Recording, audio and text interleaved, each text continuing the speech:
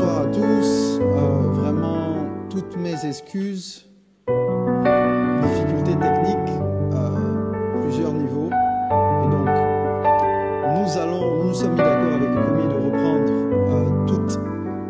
tout notre échange, toute notre conversation, pour être sûr que personne ne rate ce que nous partageons avec vous. Je rappelle que ce soir, nous sommes là pour parler de musique et culture, impact et influence.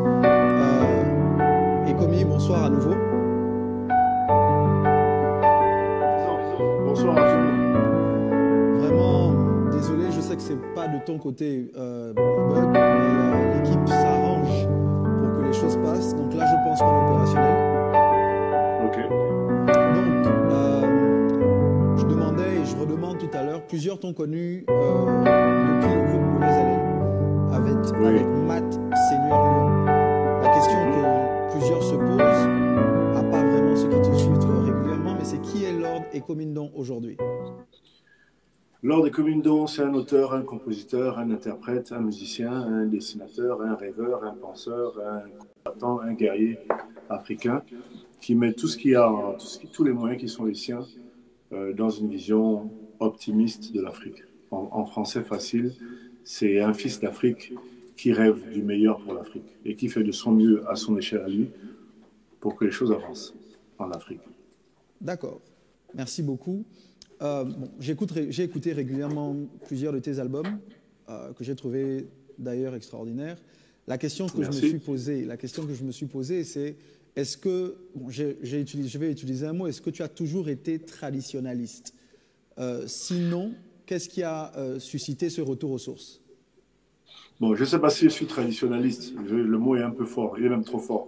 Mais je suis quelqu'un qui est résolument dans une démarche de retour aux sources. C'est-à-dire, je regarde toujours vers la source. Je me suis toujours intéressé à qui est-ce qu'on est, d'où est-ce qu'on vient, comme je dis dans ma chanson. J'ai une chanson qui s'appelle Bicéphonal qui parle de ça. Des questions que je me posais tout petit sur notre identité, sur le fait qu'on ne nous apprenne pas suffisamment qui on est, qu'il n'y ait pas de cohérence à ce niveau-là, entre notre éducation et notre culture. J'ai une autre chanson qui s'appelle Mangaka dans mon nouvel album, qui parle de ce besoin de se reconnecter de temps en temps à notre source. Donc, traditionnel, je ne sais pas, mais ça me paraît normal que quelqu'un... voilà, on a besoin de se reconnecter à la source. Dans la nature, dans la vie, même les plantes, même les animaux le font à un moment donné. On doit retourner vers la source pour pouvoir avoir une vision pertinente de notre place dans le monde dans lequel on vit.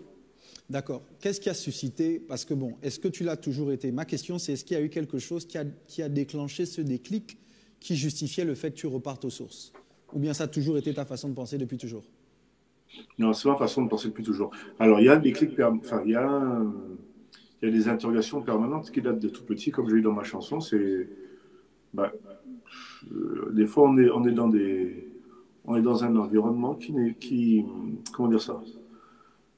Souvent, chez nous, on a un mode de vie un peu schizophrène. Schizophrène dans le sens où on se comporte comme si on était autre chose que ce que nous sommes. On porte des noms qui ne sont pas les nôtres. On parle des langues qui ne sont pas les nôtres. On a des visions, des systèmes. Je dis dans la même chanson, je dis parce qu'on était comme des millions de mignons petits lions qu'on allait au biberon avec du lait de cochon. L'image pour dire, voilà, être allaité par le lait d'une autre espèce, c'est un peu la manière que j'ai trouvé à l'époque de décrire le bug dont il était question pour moi. Donc très tôt, je me suis posé des questions sur voilà, pourquoi est-ce qu'on ne fait pas les choses comme on les ferait nous-mêmes naturellement. D'accord. Ok. En parlant justement de tes écrits et des mots que tu utilises, j'ai deux questions qui peuvent se rassembler en une seule, mais je vais les donner toutes les deux. C'est où est-ce que tu tires l'inspiration pour écrire tes chansons et quelle place donnes-tu aux mots dans tes écrits? C'est-à-dire quel est le poids que tu accordes aux mots dans ce que tu écris? D'où est-ce que je tire mon inspiration? Mon inspiration, ce sont mes réalités ou les réalités des miens. Donc, je m'inspire de ma réalité. Et je pense que beaucoup d'artistes diront la même chose. Mon inspiration, ce sont mes espoirs, mes rêves, mes craintes, mes interrogations, mes feelings, ce que je ressens et parce que j'ai une tête aussi qui tourne Qui tourne beaucoup. tout le temps. Et voilà, souvent je convertis ces idées, ces pensées, ces rêves en chansons par le biais de mon inspiration. Maintenant, la place des mots, MOTS, elle est particulière parce que c'est le moyen le plus efficace pour quelqu'un comme moi pour faire en sorte qu'on arrive à comprendre ce que j'ai à l'intérieur de moi. Voilà, mes mots sont la traduction presque fidèle de ma pensée, en tout cas j'essaie. Donc voilà, j'essaie de dire ce que je ressens, de dire ce que je pense, ce que j'espère, etc. Avec D'accord. des mots. Donc ça veut dire que toi, personnellement, tu considères que les mots ne sont pas neutres, que les mots ne doivent pas être utilisés n'importe comment. Ah non, les mots sont des partis pris. Et dans notre tradition, enfin même dans toutes les traditions, chez nous, on dit Dieu a été enterré dans la bouche des hommes. Ok. C'est-à-dire que c'est par la parole. Euh, les mots sont, on dit même, voilà, le monde a été créé avec des mots. Yeah, La parole, elle crée des choses.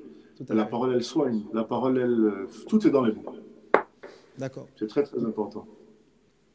Ce soir, on parle de l'impact et de l'influence de la musique sur la culture et vice-versa. Donc, avant qu'on ne rentre de plein pied dans ce sujet, la question que je me pose, c'est est-ce que tu aurais une définition particulière pour la musique gabonaise? Alors, la définition que je te donnerais de la musique gabonaise, c'est considère que la musique gabonaise, c'est la façon dont le Gabon et ses populations témoignent de leur réalité en chanson. C'est-à-dire que notre musique, celle du Gabon, voilà, traduit ce par quoi le Gabon passe. Comme je dis pour moi, les espoirs, les rêves, les craintes, la façon de penser, la façon d'être de ce pays-là. Et lorsque tous ces détails-là sont retranscrits en musique, ça donne la musique gabonaise. Est-ce que cette musique gabonaise dont tu parles si bien, est-ce qu'elle est la même aujourd'hui que lorsque tu as débuté en ce qui concerne ce que tu as fait musicalement? Ou est-ce qu'il y a une évolution, est-ce qu'il y a une régression? À mon échelle, tu veux dire, tu parles de ma musique ou de la musique? Non, de la musique gabonaise, en général d'abord, pas la tienne. La musique gabonaise La musique gabonaise est une expression du Gabon, est une expression de la réalité gabonaise. Ça veut dire que les moments que le pays et la communauté traversent sont retranscrits, enfin sont visibles dans le processus créatif des musiciens. En d'autres termes, si on écoute, pas individuellement, mais en faisant de gros ensembles, si on écoute la musique telle qu'elle a été, la manière dont la musique est faite, tu vois, dans un continuum historique, on a en fait une sorte de... La musique est un témoin des époques. Donc la musique qu'on fait aujourd'hui est un témoignage de ce qu'on est en train de vivre aujourd'hui. Et la musique que les gens faisaient avant était un témoignage de l'époque concernée. Je veux qu'on... déjà, merci. Je veux qu'on parle de la valeur ajoutée ou de l'importance de la culture dans la musique. Dans la tienne, d'abord, et puis de manière générale, dans toutes les musiques. Quelle est la place que doit occuper ou qu'occupe la culture dans la musique? Ok, dans ma musique, moi, c'est ma culture qui m'aide à voir ma façon à moi de faire la musique. C'est comme si, alors je ne sais pas si je vais être compris, c'est comme si ma culture, c'est la langue que je parle pour faire ma musique. Ma culture donne ma façon à moi de faire ma musique et ma façon d'identifier ma musique. Sinon, on pourrait faire tous la même chose. D'accord. Ça, c'est en parlant de moi. Donc, mais si on parle de façon plus large, la musique, de toute façon, est un des aspects de la culture. La musique est un des lieux où la culture s'exprime par excellence. Si tu veux parler de la culture, je ne sais pas moi, la culture celte, écoute la musique celte. Si tu veux parler de la culture, des cultures bantoues, en guillemets, la musique bantou sera là pour en témoigner. La culture est un des aspects, la musique est un des aspects de la culture. D'accord, donc ça veut dire que lorsqu'on écoute la musique de quelqu'un, on devrait être capable de déceler sa culture. Lorsqu'on écoute ma musique à moi, on devrait être capable de déceler ma culture. Mais à une échelle plus large, lorsqu'on écoute, je ne parle pas de morceau par morceau, d'œuvre par œuvre, mais je veux dire de manière globale.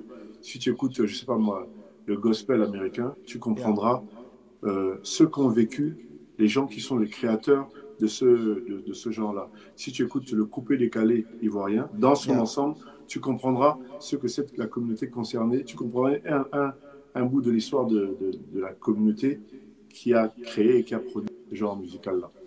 D'accord, donc en fait la musique doit être, bon pas doit parce que le mot peut-être n'est pas bien utilisé, mais la musique est donc une réflexion de l'histoire. Normalement. C'est un indice, c'est un indicateur, c'est une pièce à conviction, c'est une chronique. Pièce à conviction, j'aime le mot. D'accord. Est-ce que en tant qu'artiste gabonais, est-ce que tu penses que tu as toujours été influencé seulement par ta culture pour trouver ton style musical? En fait, peut-être je vais mieux dire ce que je veux dire. C'est est-ce que il y a d'autres cultures qui t'ont influencé dans la découverte de ton style musical? Bien sûr. Bon, déjà, c'est parce qu'il y a quand même une ambiguïté là quand on parle de culture. D'accord. Parce que ça peut être compris de deux façons dans la même question. Il peut y avoir la culture dans le sens, donc ce qui me vient de ma tradition. Par exemple, moi, je suis fan, donc la culture fan, la façon de faire de mes pères, etc., etc., influencé ensuite par la culture gabonaise sur le plan large, etc., etc.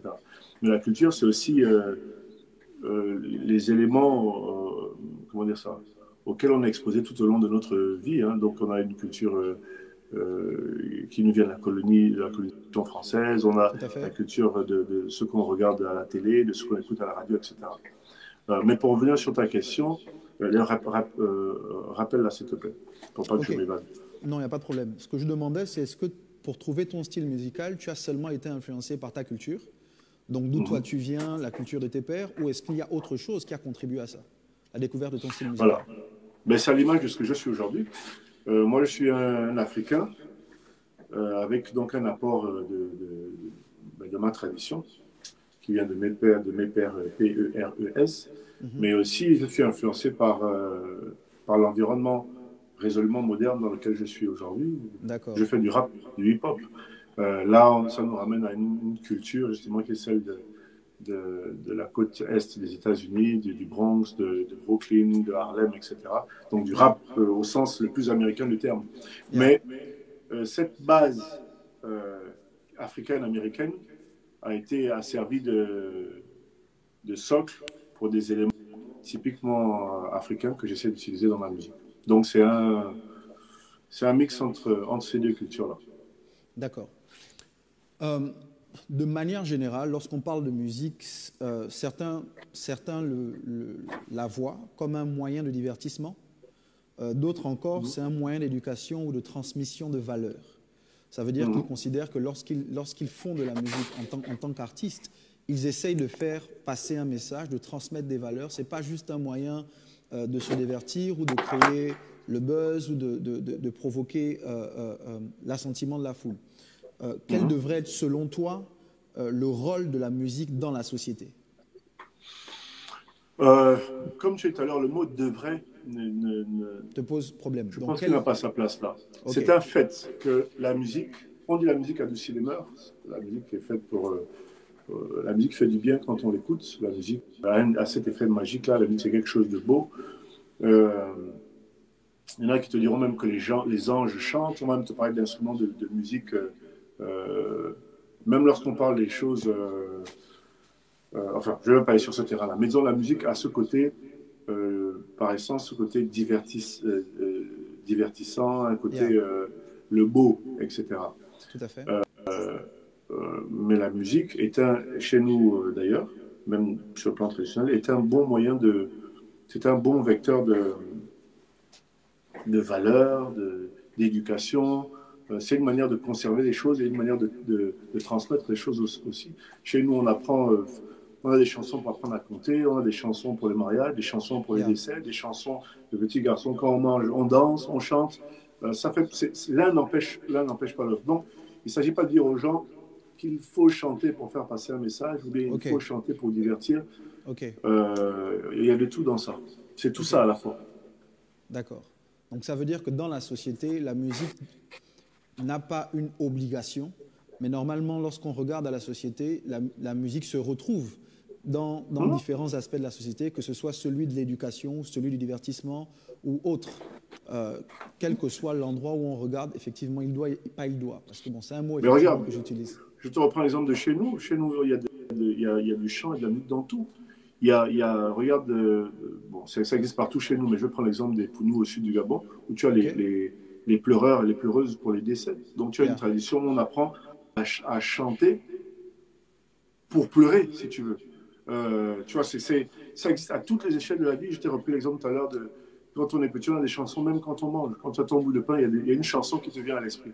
C'est parce que, je ne sais pas si c'est comme ça pour tout le monde sur Terre, mais je sais que chez nous, la musique accompagne tous les événements, tous les lieux, tout peut être vécu avec un peu de musique. Voilà. Tout à l'heure, tu as parlé justement d'un aspect, lorsqu'on parle de la société, du fait que lorsqu'on apprend aux plus jeunes à chanter, et même c'est vrai à l'école, c'est plus facile de leur apprendre certaines valeurs par la musique, par la chanson. Bon, donc ça veut dire que quelque part, il y a un lien qui existe ou qui peut exister entre l'éducation et la musique. Bon, quand je regarde à la jeunesse, et tu l'as dit tout à l'heure, que la musique reflète ce que vit le peuple. Quand je regarde à la jeunesse, particulièrement aujourd'hui, bon, moi je vais parler du Gabon seulement parce que localement, il semble qu'il y ait une déperdition de valeurs. La question que je me suis posée, c'est est-ce qu'il y a un lien entre la musique que nos plus jeunes écoutent aujourd'hui et cette déperdition de valeurs, selon toi? C'est pas aussi tranché que ça. C'est-à-dire, dans un sens et pas dans l'autre. Moi, je te retournerai la remarque en mettant plutôt le doigt sur le lien qu'il y a entre la musique que les jeunes d'aujourd'hui produisent et les réalités qu'ils vivent. Pour dire que quand tu as des jeunes qui ont des danses où il y a des histoires de coups de poignard, des esthétiques un peu efféminées, des paroles où les choses sont plus violentes, en parlant des petites drogues mais dures qui circulent aujourd'hui chez les jeunes. Tout à fait. Je ne me demande pas si c'est les chansons qui provoquent ces phénomènes-là, mais plutôt si ce n'est pas ces phénomènes-là qui finissent par influencer les chansons et retransparaître dans les chansons. C'est pour ça que je t'ai dit tout à l'heure que la musique pouvait être une pièce à conviction. Bon, le mot est un peu fort, mais je peux dire que c'est un indicateur, c'est un indice. Lorsqu'on écoute la musique que les gens sont en train de produire, même tous les 10 ans, même tous les 15 ans, sur une petite période comme ça, on a des choses qui nous montrent l'état, c'est un état des lieux. Et pas seulement pour les artistes qui vont écrire des chansons conscientes, moralisantes, comme on peut avoir l'impression que moi je fais, même pour ceux qui déconnent, ceux qui disent juste faisons la fête, quand tu fais un mix de tout ça et que tu écoutes, tu t'assois en écoutant, bon, en ayant un regard panoramique global sur ce que les gens sont en train de faire, tu auras une cartographie très fidèle de ce que les gens sont en train de traverser. Donc, pour résumer par rapport à ta question, il y a surtout un lien entre ce que les artistes chantent et ce que le peuple vit. D'accord. Et comme étant parfois du peuple ce que même ils vivent, ou ce dont ils sont témoins au quotidien. Bon, très souvent, les gens font des comparaisons entre les générations musicalement. Ça veut dire que tu vas avoir des gens qui vont dire à l'époque c'était comme si, c'était pas ce genre de musique. Là, tu as parlé par exemple de différents types de musique qui font ressortir différents mots MAUX. Et donc parfois, il y a cette comparaison entre les générations. On va parler d'une génération musicale. Par exemple, on va parler de ta génération à toi quand tu commences et la génération actuelle. Pas pour indiquer forcément que tu es un ancêtre, mais pour indiquer effectivement que tu représentes une époque où il y avait différentes valeurs, différentes mœurs. Est-ce que cette comparaison te semble juste? Est-ce que ça te semble juste de faire ces comparaisons liées, si tu veux, aux époques, sachant que les époques ne sont pas les mêmes en termes de musique? Une génération implique une époque, de toute façon. Donc, tout dépend de l'objectif recherché par la comparaison. Mais toute comparaison, en tout cas dans le thème qui nous qui nous concerne aujourd'hui peut avoir sa pertinence. Regarde, moi, bon, tu vois, au début, on était les plus petits dans ces histoires-là. Yeah. Mais le rap que nous, on écoutait avant, parfois était vecteur de valeurs qui sont radicalement opposées à des choses qu'on voit aujourd'hui. Yeah. On écoutait un rap où les gens étaient souvent, avaient des références religieuses parce que c'était le moyen d'être droit quand on est dans la rue. Yeah. Que ce soit le type d'islam noir des Américains, donc la Nation of Islam, etc., ou que ce soit le christianisme tel qu'il était vécu par les Africains-Américains de la musique qu'on écoutait, Tout à fait. avec des messages essentiellement de paix, d'unité, d'amour, du respect des femmes, d'exaltation de nous-mêmes pour dire on est les plus beaux, on est les plus forts. Yeah. C'était des véritables démonstrations du génie créatif qui pouvait naître dans les endroits les plus défavorisés, c'est-à-dire aux endroits où les gens vivent dans le crack, la violence, la dépression, les brutalités policières. Tu avais l'émergence d'une caste de poètes les plus inspirés. C'est quelque chose d'essentiellement beau, génial et admirable. Et puis tu as eu une sorte de tour de baguette magique, presque maléfique, où à un moment donné, tu te réveilles et le rap dit l'inverse, en parlant des femmes d'une manière qui n'est pas reluisante du tout. Là, on parlait d'unité avant et de stopper la violence. Tu as des termes qui consistent à dire on se tire dessus, s'il y a un problème, je te descends, j'ai le plus gros, j'exagère, mais j'ai la plus grosse arme, je suis le plus grand macro de ma ville ou de mon quartier, etc. Yeah. Il y a eu une inversion des valeurs, très clairement. Mais là, c'est en combien de générations?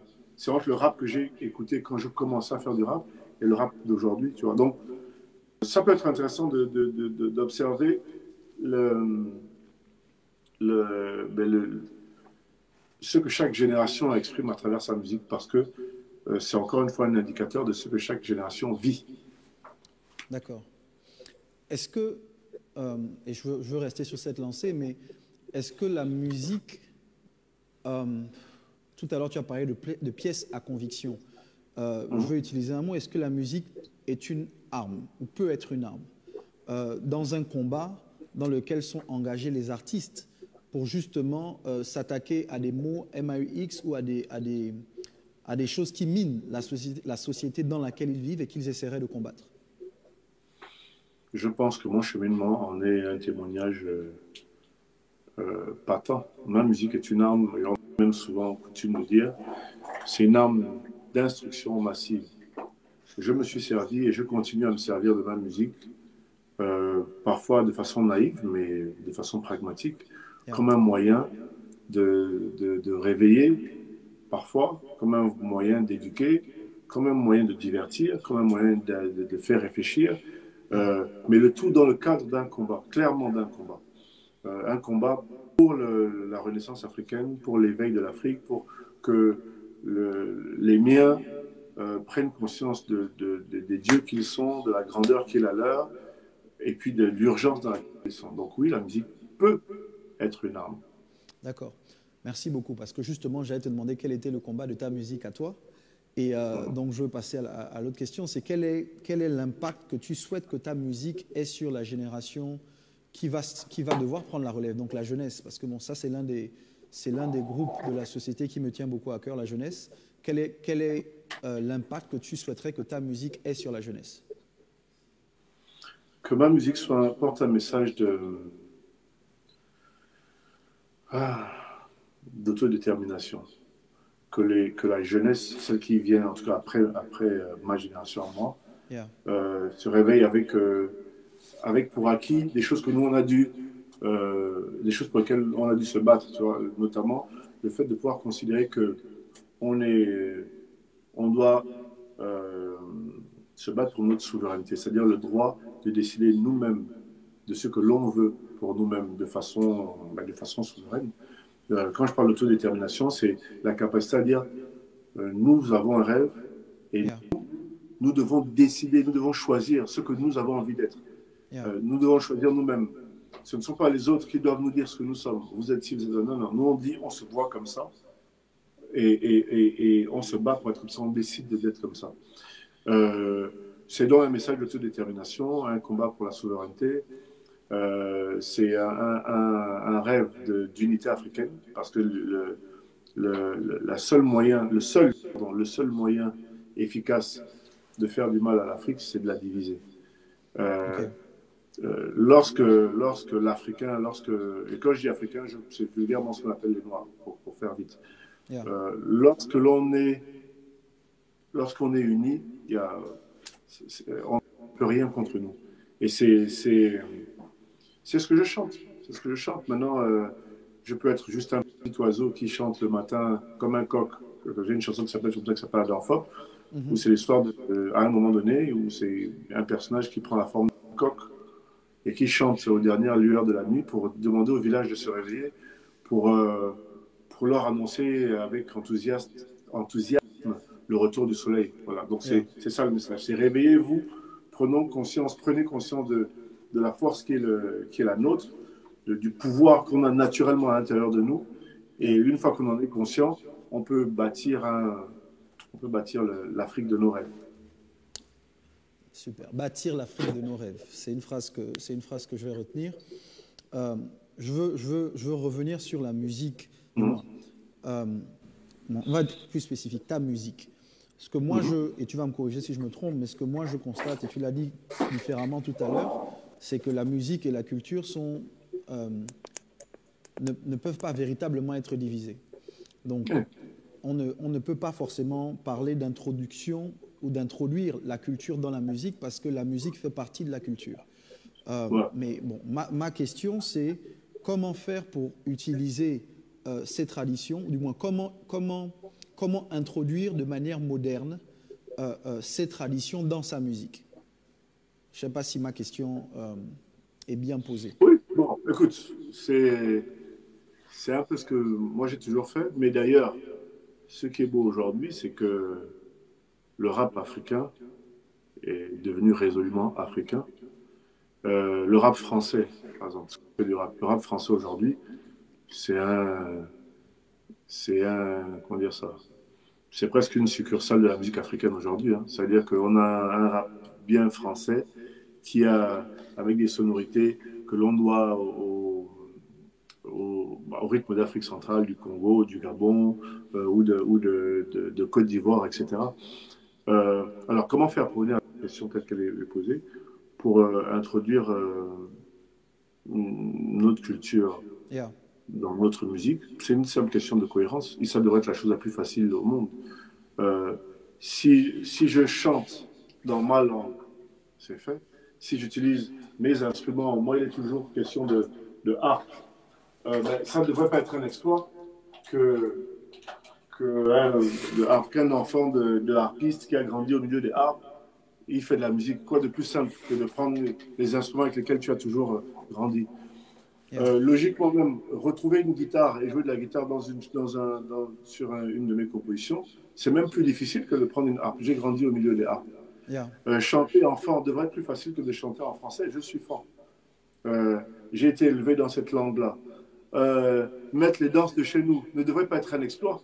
C'est juste une Yeah. simple démarche de cohérence, d'authenticité et puis de réappropriation de soi-même. Ça veut dire que ça passe aussi par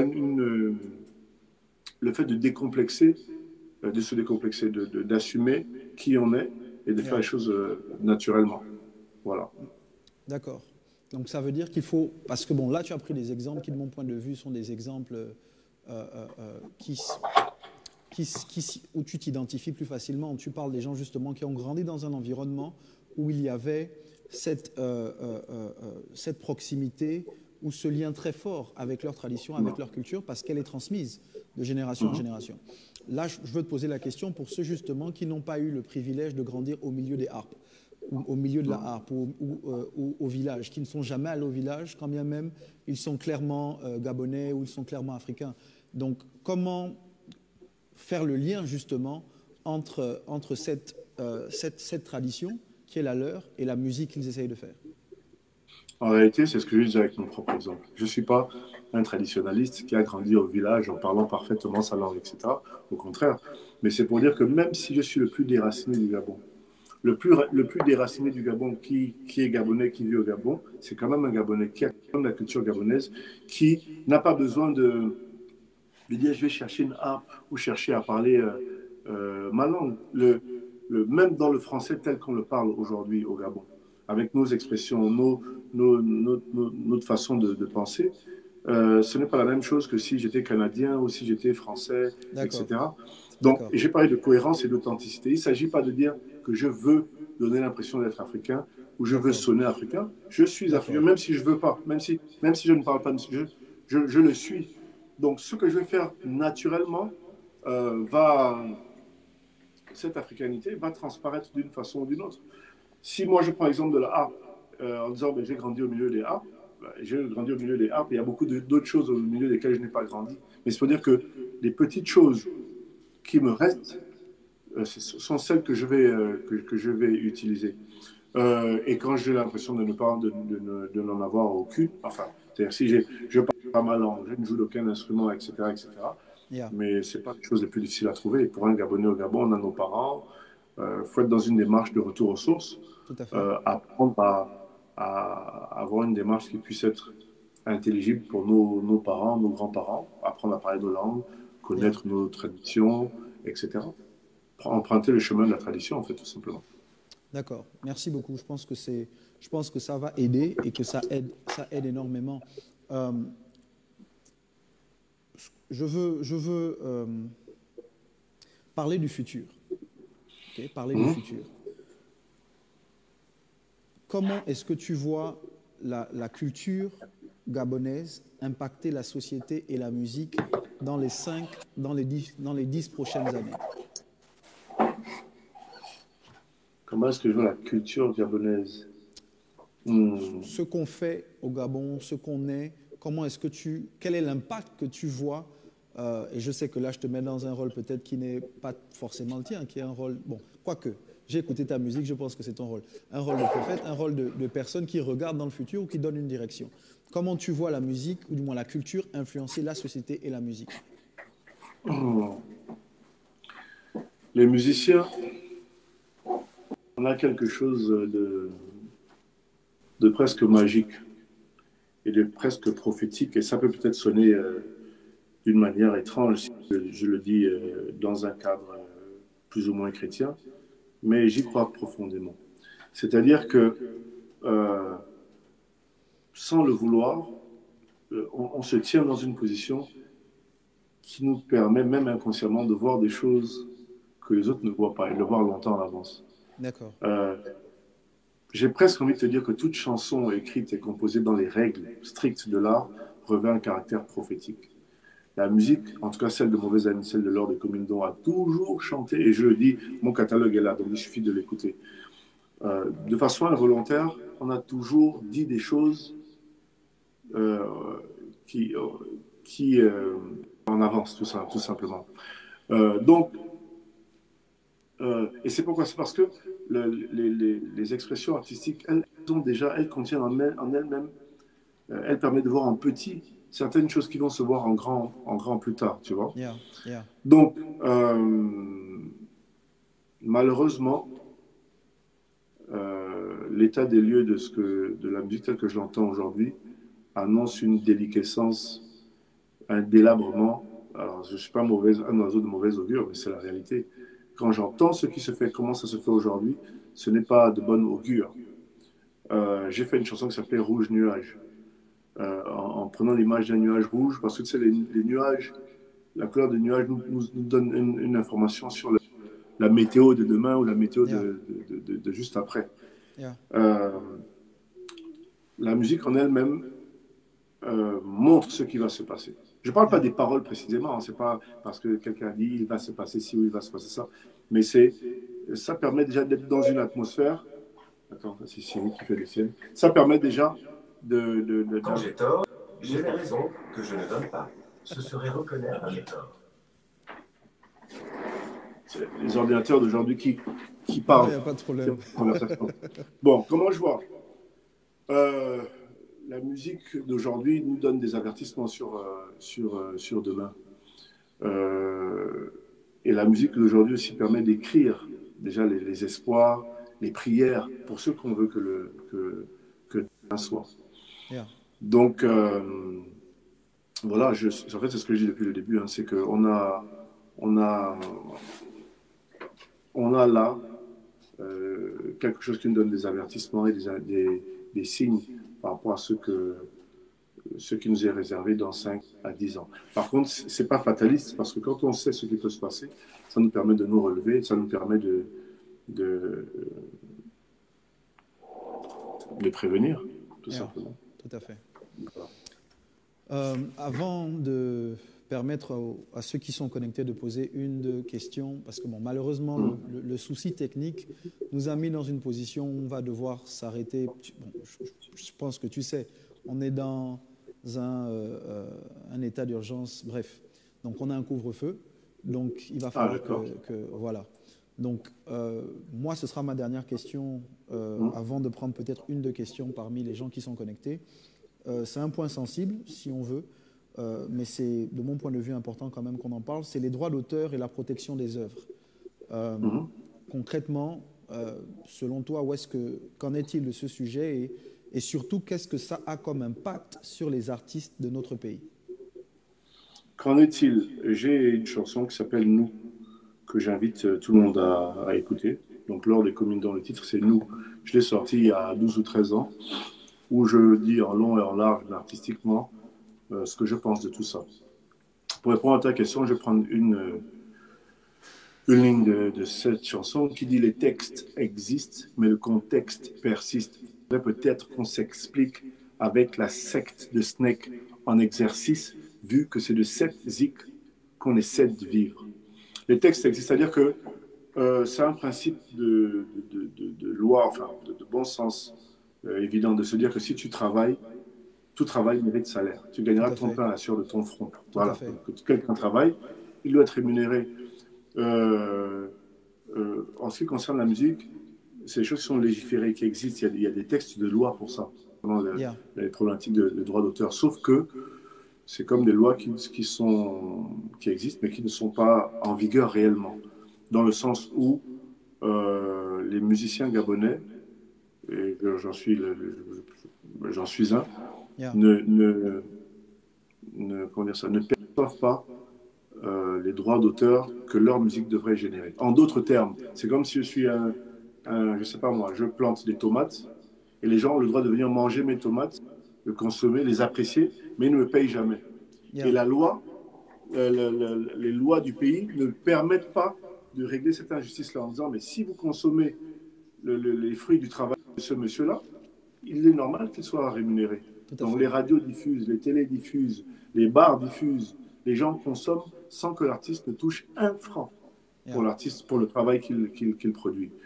Et le travail qu'il produit, parce qu'il y a des gens qui pensent que faire de la musique, c'est des joyeux lurons qui ne travaillent pas réellement.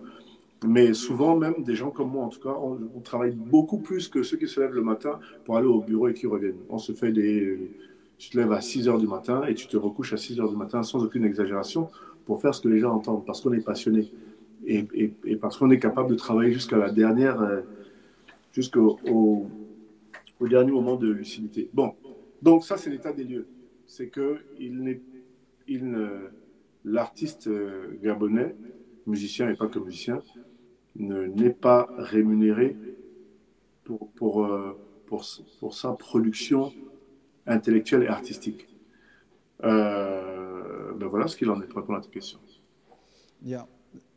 Quel impact, parce que c'était la deuxième partie de la question, les artistes aujourd'hui gabonais, quel est l'impact que ça a sur eux? J'ai bien compris l'exemple que tu as pris avec les tomates et autres, et de mon point de vue, c'est effectivement ce qui se passe.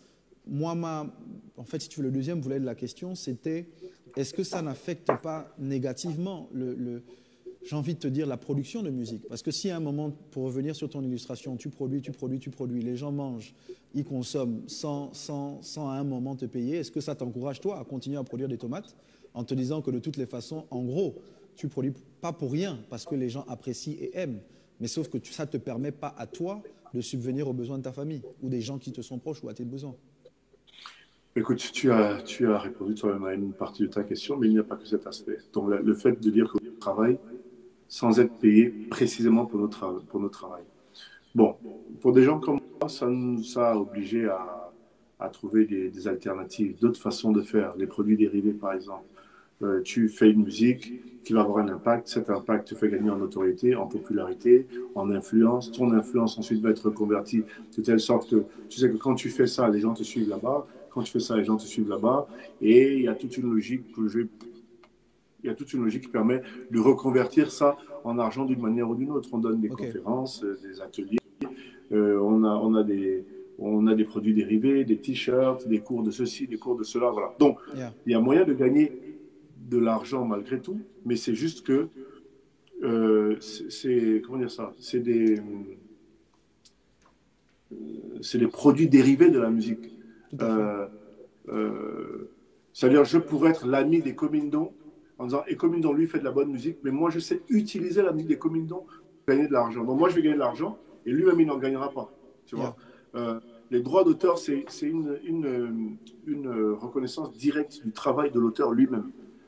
C'est pas ce que tu gagnes à cause de ton t-shirt ou à cause non, c'est ce que tu gagnes parce que tu as pensé, tu as écrit, tu as passé du temps à faire ta musique.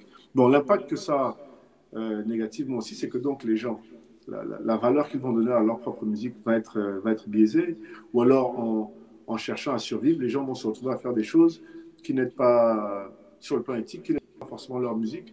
On va avoir un système de griotisme au sens le plus péjoratif du terme, c'est-à-dire que demain, si tu as les moyens de me donner de l'argent, je te chante ce que tu veux.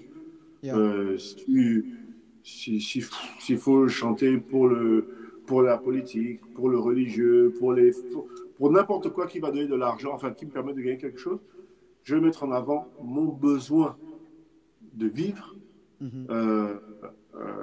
au détriment de la pureté de ma sensibilité artistique, tu vois. Je ne dis pas que c'est interdit, c'est pas interdit de chanter pour telle ou telle personne, mais je veux dire, si moi je me retrouve à chanter pour toi, pas parce que je suis d'accord avec ce que tu dis ou parce que je t'aime bien ou pas, mais c'est juste parce que c'est le moyen que j'ai de gagner de l'argent, c'est très différent c'est pas une question d'inspiration, là, c'est une question de manger, tout simplement. Donc quand tu multiplies ce phénomène-là à l'échelle de toute une population, tu vois, ça biaise sérieusement la démarche des artistes en termes de créativité, parce que les gens sont dans une précarité. C'est-à-dire que les plus grands génies de la musique gabonaise sont loin d'être les plus riches, sont loin d'être les mieux rémunérés. Si nous deux, on est des musiciens et que je gagne plus d'argent que toi, ce n'est pas parce que je suis meilleur que toi ou parce que je travaille plus que toi, c'est parce que je suis obligé de connaître des petits chemins que toi, tu ne connais pas. Et ça, c'est un petit peu embêtant. Maintenant, bon, alors je ne vais pas parler que dans le sens négatif du terme. Le hip-hop, c'est une musique de débrouillardise. Donc, nous, on a toujours été habitués à passer par des fenêtres quand les portes sont fermées, à inventer des choses, à trouver des solutions alternatives. Regarde, j'ai sorti un album, pour en parler vite fait, un album il y a 3-4 mois, avec une réflexion. Je me suis dit, je vais prendre un chemin qui n'a rien à voir avec le chemin qu'on prend d'habitude. En disant, je vais faire un album sans promo, sans moyen de promotion au sens classique du terme, sans affiche, sans télé, sans radio, parce que je passe par la télé, je passe par la radio, je ne suis pas sur place, je ne peux pas venir au pays, mais je dois quand même faire de la musique. Et il faut que ça fonctionne. Et il faut en plus que ce soit une leçon au sens humble, mais au sens efficace du terme, pour ceux qui viennent après moi, pour qu'ils comprennent que on peut, c'est possible. Je pars de la position la plus difficile en faisant ça. En disant, bon, trouvons une manière de vendre notre musique pour qu'elle rapporte de l'argent. L'idée, c'était de montrer qu'on peut, c'est pas juste faire des belles paroles, etc., mais il faut que ça rapporte de l'argent. Pour que ça encourage ceux qui viennent après. Donc, c'est l'histoire du disque d'or qui a été reconnu pour l'album que je viens de sortir. Mais c'est parce qu'on est obligé de chercher, de réfléchir à des façons de faire. Ce qui est triste, c'est qu'on ne devrait pas, au bout de 25 ans, 30 ans de musique, avoir à se battre à ce point-là. Il devrait y avoir des choses comme pour le vendeur de tomates. Ici, il peut savoir qu'il y a déjà un endroit qui s'appelle le marché, il y a déjà des stands, des tables, il y a déjà une clientèle, il y a déjà un type de prix. Lui, tout ce qu'il a à faire, c'est bien produire sa tomate. Mais pas inventer la tomate, inventer la couleur de la tomate, l'endroit où tu vas le vendre, etc., etc., etc. C'est que les artistes sont tout simplement délaissés. C'est un milieu de requins où chacun doit se battre comme il peut. Et puis, voilà, les plus faibles vont mourir d'eux-mêmes. Yeah. Voilà. Et c'est un très mauvais signe dans un pays. C'est un très, très mauvais signe de se dire que les gens qui ont la sensibilité la plus aiguë, qui sont d'ailleurs adulés, qui sont admirés et respectés par tout le monde, en réalité, on les met dans une position où ils doivent devenir les mendiants de la société. Yeah. Alors que tu vois bien que c'est possible que, je ne sais pas, Michael Jackson, il danse très bien, il chante très bien, et il est multimilliardaire. En faisant quoi? En chantant, en dansant. Je caricature un peu en disant ça. Mais c'est pour dire que tu peux avoir un monde où la créativité est tellement admirée que les gens peuvent vivre largement de ce don qu'ils ont à créer de belles choses. Et à l'inverse, tu as des endroits du monde où mais ça les met dans les positions les plus méprisables. Yeah. C'est très, très, très difficile d'être un artiste dans un contexte comme celui du Gabon. On a des exemples comme nous autres, parce qu'avec le temps, et puis on est parfois... Nous, on est moi, je suis un cascadeur, donc on trouve des solutions. Mais 10 personnes ne peuvent pas faire la même chose. La petite botte que toi, tu vas trouver, moi, je vais venir après toi, je ne pourrais pas faire la même chose. Il faut donc une structuration, il faut une manière d'industrialiser, enfin pas industrialiser, mais de créer une sécurité, un mode de fonctionnement qui permette à toutes ces personnes qui travaillent d'être rémunérées pour ça. D'accord. Ekomi, vraiment, merci énormément. Malheureusement, à cause du temps et de tout ce qui se passe localement, on ne peut plus aller au-delà du temps qui est le nôtre en ce moment. Je sais qu'il y a des gens qui sont connectés et qui auraient voulu poser des questions. J'en ai déjà reçu quelques-unes. Mais malheureusement, on va être obligé d'arrêter là pour permettre à tous ceux qui travaillent avec moi de pouvoir rentrer en paix chez eux sans être importunés par le système. Donc, déjà, je veux te dire merci. Merci d'avoir répondu favorablement à l'invitation. Ta musique en tout cas, ta musique fait du bien. Ta musique est un chef-d'œuvre. J'ai écouté plusieurs albums, plusieurs titres. Petit mi-temps dans son coin reste pour l'instant un de mes préférés. Peut-être parce que, bon, merci. Il y a des choses qui sont dites et tout auxquelles on s'identifie. J'ai écouté aussi Qui cherche trouve. Bon, ça c'est autre chose. On en parlera tous les deux. Très bien. Et non, vraiment, c'est super. Donc, écoute. Donc voilà, je te donne la parole. Il n'y a pas de problème. Écoute, je te remercie de m'avoir invité. Je remercie tous ceux qui sont connectés, qui nous écoutent, qui prennent le temps d'écouter ce qu'on a à dire, qui prennent le temps de m'écouter aussi. Écoute, c'est avec plaisir. Moi, quand j'ai l'occasion de dire ce que j'ai, de partager avec les gens, je saute dessus. Donc, je te remercie. Merci pour ceux qui étaient là. J'ai un album qui s'appelle Petit Mutant dans son coin. Il est en 2 volets, Petit Mutant dans son coin et Toujours autant dans son coin. Je vous invite à vous le procurer parce que c'est ma manière à moi de parler. Tout ce que j'ai à dire en ce moment est dedans. Pour rebondir sur ce qu'on a dit avant, j'ai... Méga, on a réfléchi à une manière de faire en sorte qu'il soit accessible pour tous ceux qui sont au Gabon, donc via une plateforme qu'on encourage qui s'appelle G-Store et qui aujourd'hui permet à tous les artistes musiciens qui suivent le mouvement de vendre leur musique en voyant vulgairement en voyant un peu d'argent rentrer. Parce que pour une fois, quand tu achètes, tu gagnes ton argent à condition de vendre, évidemment. Yeah. Donc, je vous invite à vous procurer mon album sur G-Store. Le titre, c'est Petit Mutant dans son coin. Le site s'appelle G comme Gabon, G-Store. Et puis voilà. Et je te remercie encore de m'avoir invité. Et ce serait avec plaisir que je reviendrai squatter ton espace de conversation chaque fois que ce sera pertinent de m'appeler. Super, non. Merci beaucoup. Sur ce, à tous ceux qui sont connectés, nous vous disons très très bonne soirée. J'annonce avec cette conversation la fin de la première saison. Nous avons de très bonnes choses pour vous pour la deuxième saison, donc restez connectés. On vous en parlera. Merci encore de nous avoir accompagnés et à très vite. Ciao. Merci.